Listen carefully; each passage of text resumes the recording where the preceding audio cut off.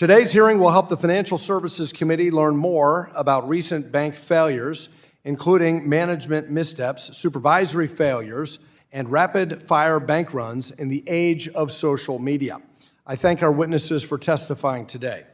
The recent banking crisis was fueled by failed bank management, lack of hedges against interest rate risks, failed monetary policy, failed supervision, and overspending by the Biden administration and Democrats that led to historic inflation, prompting increased monetary policy action. Today, we will hear about what went wrong from the bank management themselves and state regulators. This is important, as the committee is still waiting to get information from federal regulators about what happened. Information has been provided to the Government Accountability Office, but has not found its way from federal regulators and Treasury to this committee. Instead, individuals at the Fed, FDIC, and state regulators all decided to do their own self-assessments of the recent bank and supervisory failures and hastily put out public-facing narratives before independent assessments can be made. Today's hearing will help fill in some of the gaps that remain given the lack of transparency and accountability from federal regulators. To improve matters, I put forward 5 bills to increase transparency and accountability of federal regulators and their actions, especially when emergency measures are employed. We are not here to defend management at any of the banks that failed or to put anyone on trial for prosecution.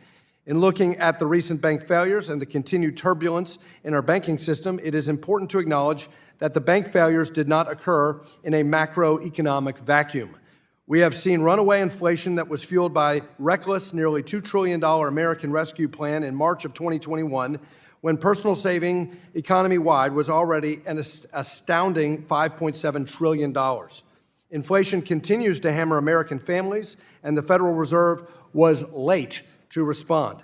Because the Federal Reserve failed to tighten monetary policy in a timely manner, interest rates were boosted at the fastest pace in modern history. That rapid monetary policy shock injected increased interest rate risks into the economy in general and banks' balance sheets in particular. Federal regulators and supervisors were again late in responding. They were late to even recognize that rapidly growing interest rate risk called for increased supervisory vigilance and prompt corrective attention to banks that faced the largest risks. Reading the hasty review of the regulators, banks that failed had mismanaged risks, were inattentive to risk management gaps that supervisors and examiners had identified, and sometimes were not adequately responsive or timely in taking necessary remediations. According to their narratives, regulators faced staffing issues and maybe could have been more forceful in working to get timelier remediations. Yet some possibly important issues are brushed aside by the regulators' reviews. Prior to the bank failures, there had been years of work from home and virtual rather than in-person bank examinations because of COVID restrictions. That fact, however, received only a few sentences in the Fed's report on SVB, identifying only the, quote, COVID-19 examination pause, unquote. A search of the FDIC review of Signature Bank for the word COVID provides one instance. It seems that such a factor and many others glossed over in the regulators' reviews deserve more scrutiny.